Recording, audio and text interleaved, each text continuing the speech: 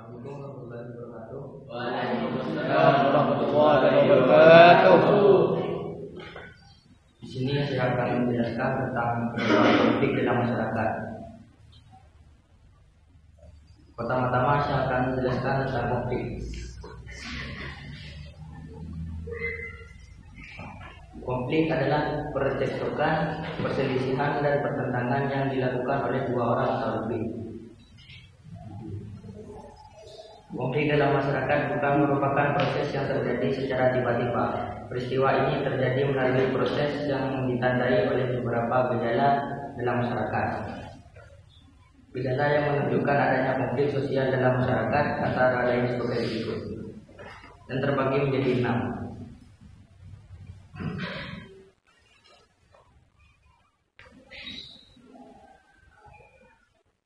Nomor 1, tidak adanya persamaan pandangan antar kelompok seperti perbedaan tujuan, cara melakukan sesuatu, dan sebagainya.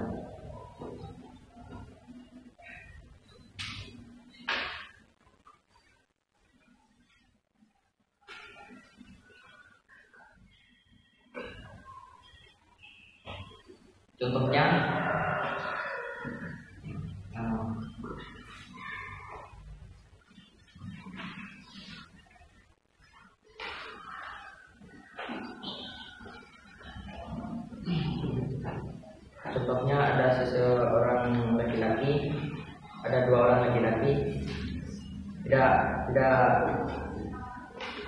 berbeda pandangan.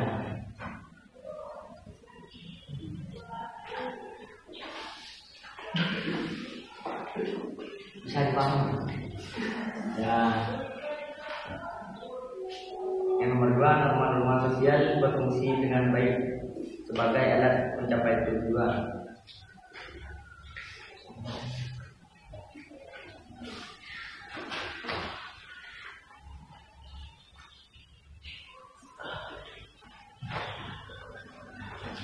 Yang nomor 3, adanya pertentangan norma-norma dalam masyarakat sehingga menimbulkan kebingungan bagi masyarakat.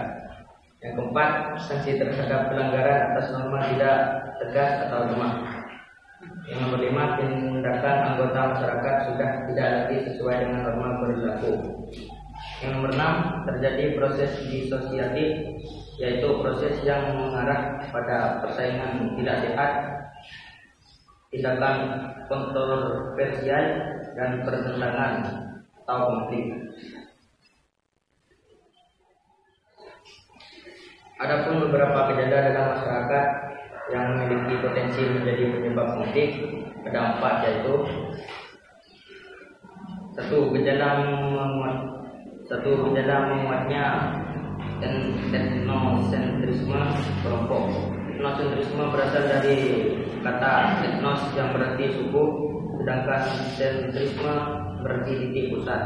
Dengan demikian, etnosentrisme memiliki arti perasaan suatu kelompok di mana kelompoknya merasa dirinya paling baik, paling benar, paling hebat, sehingga mengukur kelompok lain dengan nilai dan norma kelompoknya sendiri.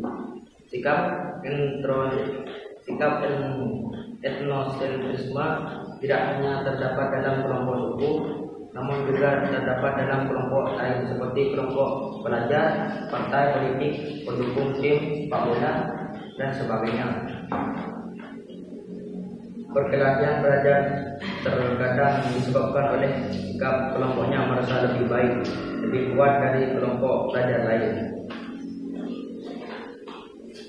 Yang kedua, stereotip terhadap suatu kelompok, yaitu anggapan yang dimiliki terhadap suatu kelompok yang bersifat tidak baik. Misalnya, anggapan bahwa suatu kelompok identik dengan kekerasan, sifat suatu suku yang besar, dan sebagainya. Stereotip ini dapat terjadi terhadap kelompok agama, suku, ras maupun golongan seperti geng sepeda motor, kelompok remaja tertentu, organisasi kemasyarakatan, dan sebagainya. Stereotip mengakibatkan sikap prasangka terhadap suatu kelompok sesuai dengan anggapan negatif tersebut. Yang nomor 3, ketiga, hubungan antar pengamat agama yang kurang harmonis. Sikap fanatik yang berlebihan terhadap keyakinan masing-masing dapat menimbulkan sikap tidak toleran terhadap agama lain. Berpegang teguh pada ajaran agama masing-masing adalah keharusan. Namun kita tidak boleh memaksakan suatu keyakinan kepada orang lain. Beragama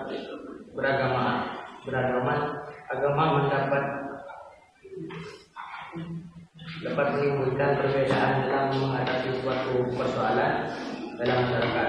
Perbedaan tersebut dapat berkembang menjadi konflik apabila tidak mengembangkan sikap saling menghormati keyakinan orang lain.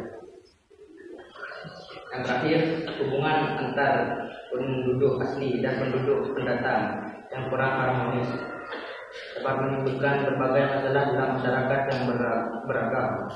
Ketidakharmonisan dapat terjadi dengan diawali rasa ketidakadilan dalam bidang ekonomi, politik, ketersinggungan, keterbatasan komunikasi, dan sebagainya. Yang mungkin ada pertanyaan?